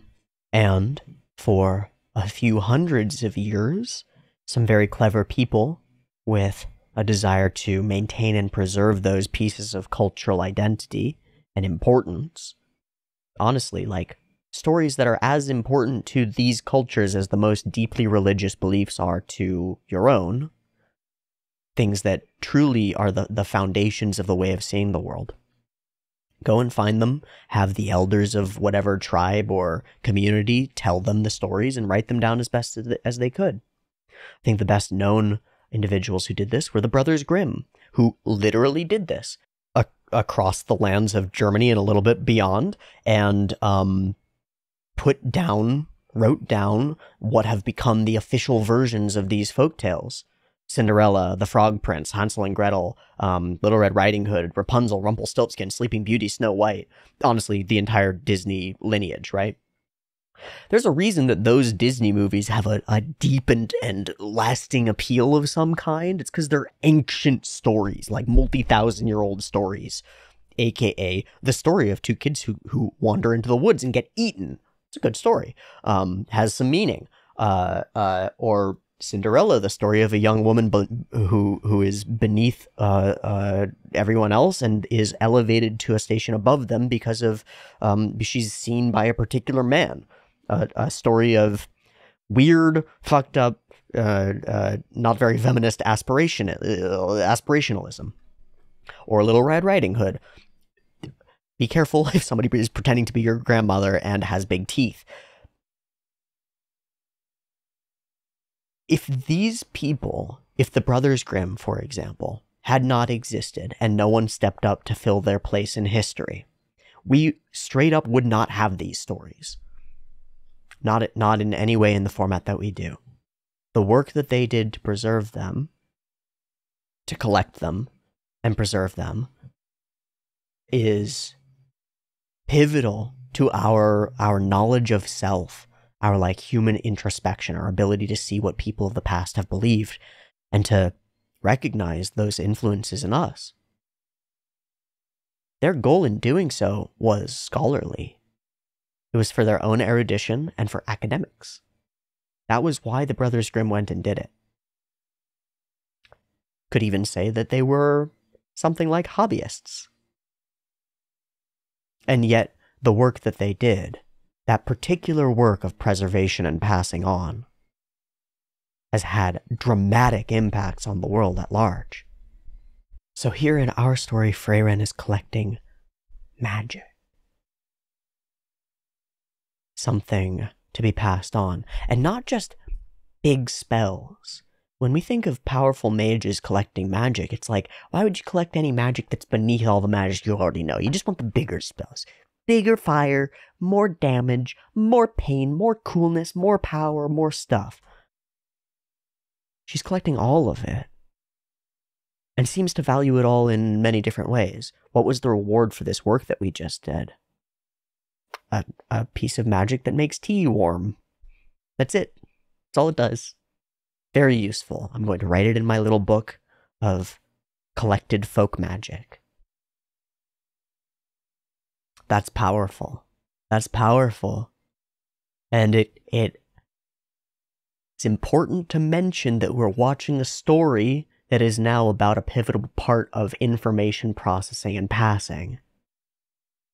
That is, we're watching a piece of media that is designed to create a particular story experience in multiple dimensions, audio, visual, time-bound, animation, everything, right? Like a full world that will always be exactly the same forever. That is, the original file, as long as it's stored archivally well, of these episodes of Frieren will exist forever. Barring heat death of the universe, or nuclear war, or like whatever, right?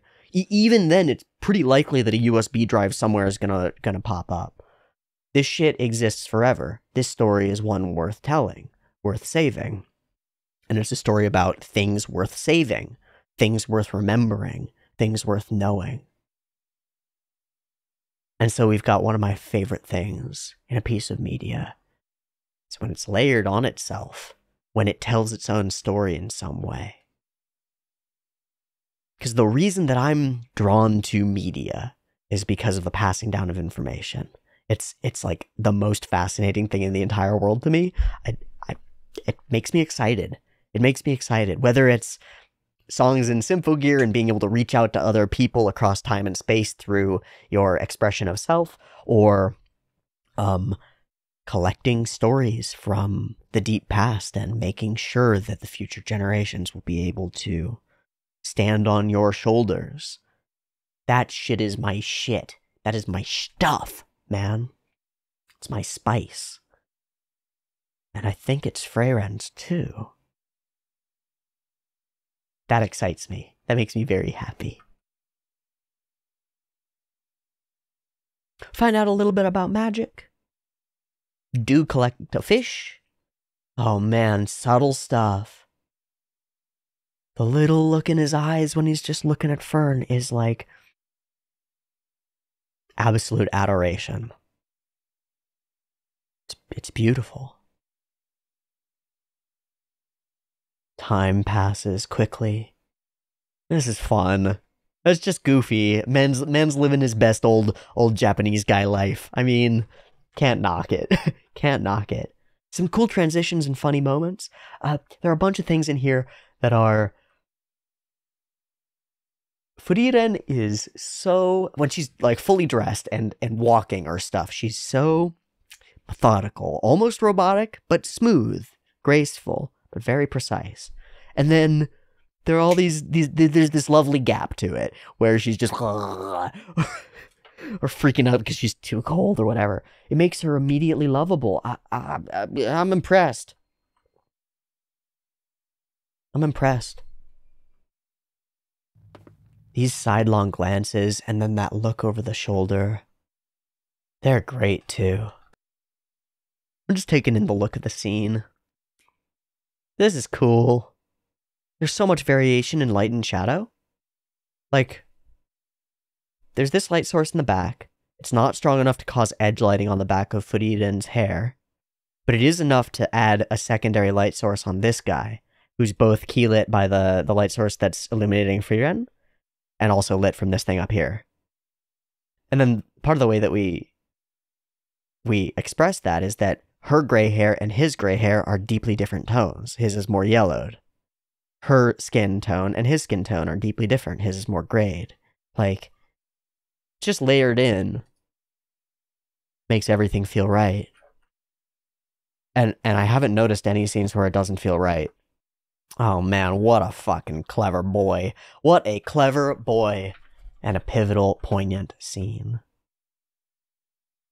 This feels like sort of the second time that we've done this. Maybe third if we include the apothecary lady, the herbalist lady, where we have a character take some action that isn't completely explained, immediately explain it through it's not over the top. It doesn't try to tell us what's happening. It just shows us a piece of the character's life in flashback that explains it to us immediately. Fern standing, forcing this moment. He saved my life, the moment that he saved your life. And it's expressed How he did it, why he did it. Well, why did he do it? There are so many answers that could be given here that would be good anime answers for this question. But this answer tells us what the story is that we're telling. I'm carrying on where he cannot. If he were alive, he would do this. Would have saved many people. I'm not like him, so that's not what I'm going to do. And yet, if I were to end, then everything that I learned from him would all go to waste. Lost from this world forever.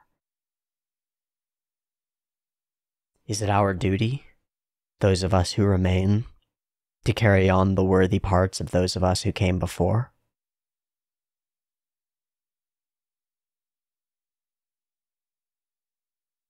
Yes. Yeah. All the way down to the fundament of your being, yeah. All the way down to the DNA, baby. We live on. And just by living on, we carry on the legacy of those we've known and met and been with.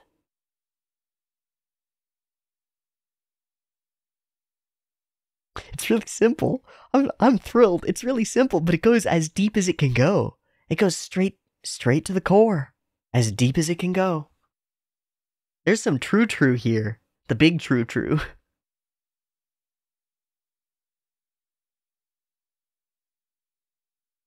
And in doing this, okay, here's where it gets crazy and has too many layers. In doing this, and in expressing the reasons for doing it to Fern, he imbues her with the same responsibility. And she follows through with it. At least toward him at first, right? To hold on to his kindness and generosity and love, as well as those memories from the past. But once we end here, those memories of her family in the past don't return. It's him. It's him that she's focused on. Helping him, avoiding being a burden to him. I don't want him to regret saving me, so I need to obtain the means to support myself and repay him. I said when this happened, I knew a lot of people in college who felt exactly this way. It was their core motivational drive. My mom worked her ass off in order to enable me to have a good life, and I am going to work my ass off to make sure it doesn't go to waste, and so that I can repay him, at least by supporting myself, if not by going and supporting her. It's damn good. It's a really good perspective. Then do as you wish. Oh my god, mundane magic. Mundane magic is so cool. I love it. I love it. I love it. I love it. I love it. I love it. I love it. I love it. I love it. And it's not like flippant either. It's not like we're using magic to make the pots and pans go. Like cooking, you still have to cook. Maybe takes too much precision. I don't know. Getting books off of a shelf that's too high for you. Magic, baby. Fuck the ladder. I love it. I love it. I think it's so cool. And exactly right. Like, if you had magic and it didn't expend an inordinate amount of your energy to use it, you'd use it. You would use it. So time passes by on this front and on that one. And Fern goes out and does what she needs to do. And musical cue. It's about as big and expansive and victorious as it could possibly be. I love it. The placement of these big musical moments has been illustrative of what's important in our story. What's important to our characters is what's important to our story. It doesn't have to be the biggest, most powerful, most amazing extravaganza of a thing, so it matters to them. We're locked into a character-focused story here. Like, locked the fuck in. So he's a clever bastard. He sure gotcha, Frieren. Absolutely sure gotcha. And here is the point where I super disagree. For maybe a different reason than Frieren does. Frieren's reason for disagreeing is that Fern has prepared herself and is ready for this. My reason for disagreeing is because death is important. As horrible as it is, death is important, and I think there's nothing worse than leaving something as a question mark or an unknown. If you go journeying out into the world, a few years later, Fern will know that the old man is dead, but she won't know. And there's something to that. There's something to seeing it or feeling it or being there for it that I think is necessary. And I think if you have the opportunity to die well in front of the people who care about you, it's an important thing to do. And if you have the opportunity to be there while someone who's important to you dies, it's a very important thing that you do. I think it's a very important thing that you do.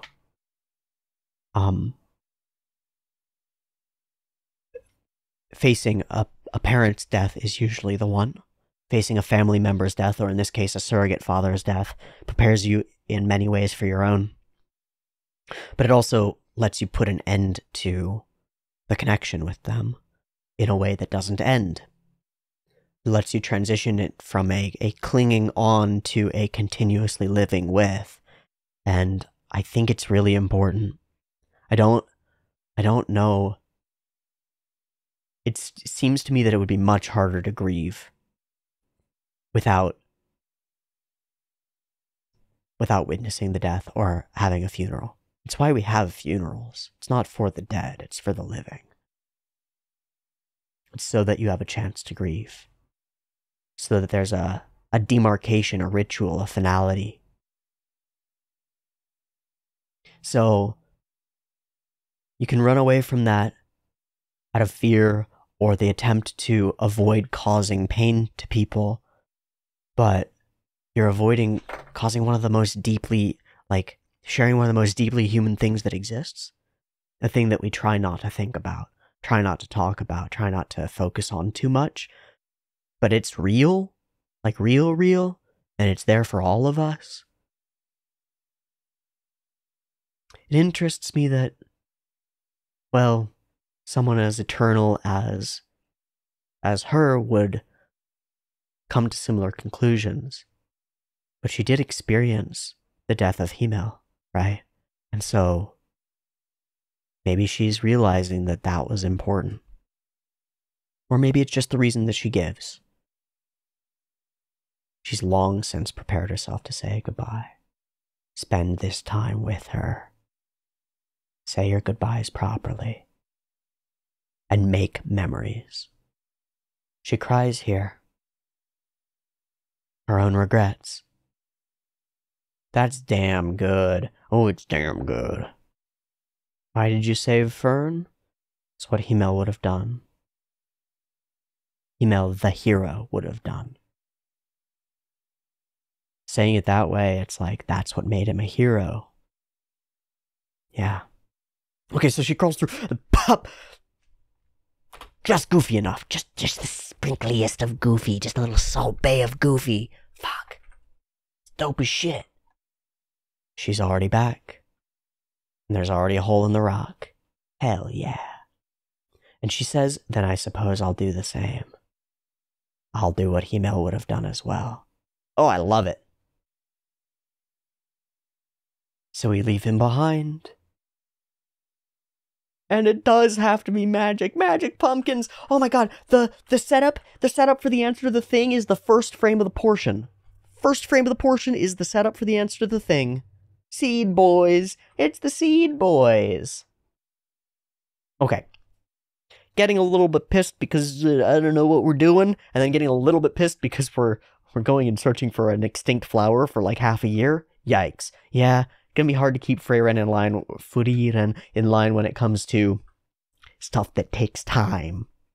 This is a really cool scene. It does nothing more than it needs to. It's like, big monster coming to village, hero fights, girl forever indebted and in love.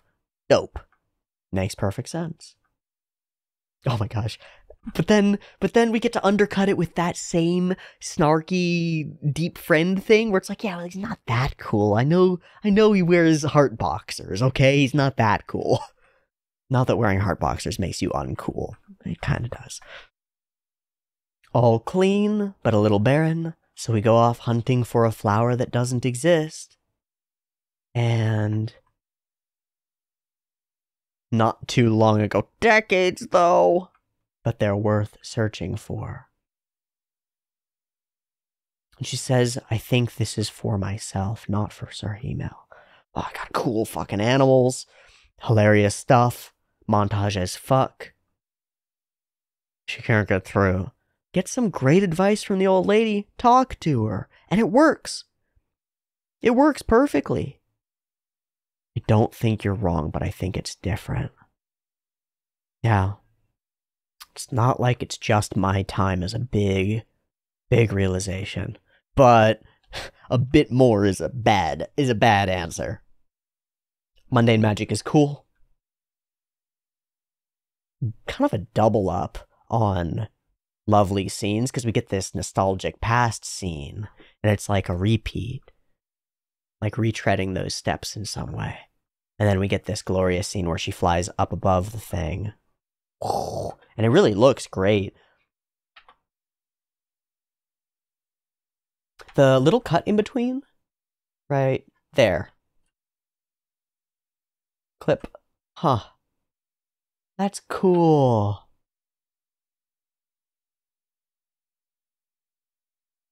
Makes me think of Little Witch.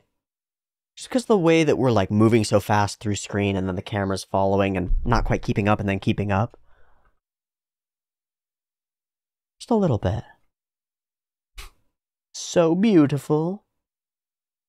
And she smiles above a glorious field of extinct flowers. Finding the thing she was looking for.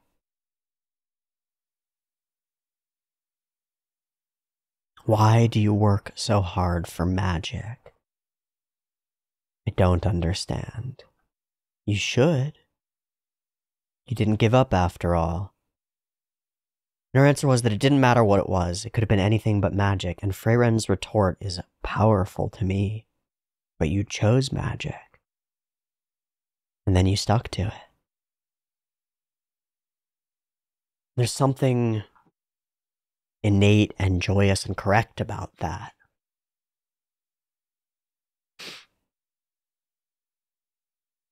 Fern made the right choice. It could have been anything but magic is not correct. It could have been anything but magic if that was what you had chosen. But it wasn't. You chose magic. A little bit of faith in your own choices, maybe? Sometimes things compel you without you knowing why. Sometimes those are the important things.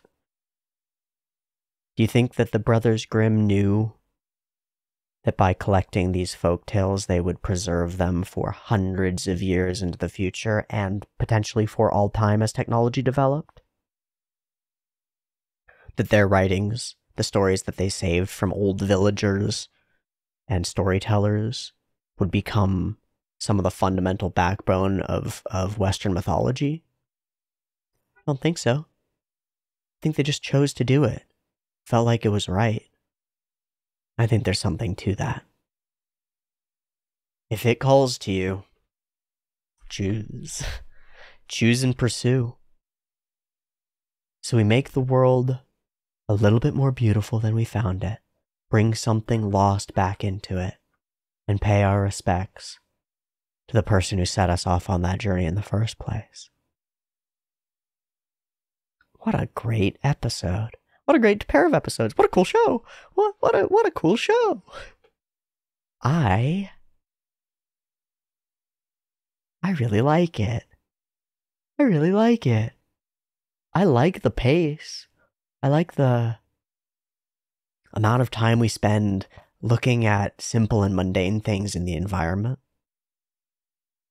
I like how carefully our characters move and how those movements have meaning. I like the idea of the world and how little we know about it. I believe in Hemel, and I believe in his ideas and how they'll be passed down amongst these other characters. and I'm fascinated by Friren's struggle to put those mortal meanings in context in an immortal life. What a cool idea. And great execution. Double thumbs up for the first episodes. Let's go. I'm going to wrap it here because that seems like a reasonable first episode, first watch exposure to Frieren. Frieren. I'm going to fuck it up every time. I'm sorry. So I will say thank you so much for joining me on this journey as we explore a piece of storytelling that I didn't know I needed in my life, but was very afraid of missing out on, and so have chosen to endeavor and embark upon. Thanks for joining me for it. Find the next episode or episodes early on the Patreon, linked in the description, and otherwise I'll see you next week for more of this recent Madhouse show that took the animation world by storm and is now making me smile wide and broad and happy, and I'm a little bit giddy. Hell yeah! What fun! Thanks so much for joining me. I'll see you next week for more early access on the Patreon. Peace.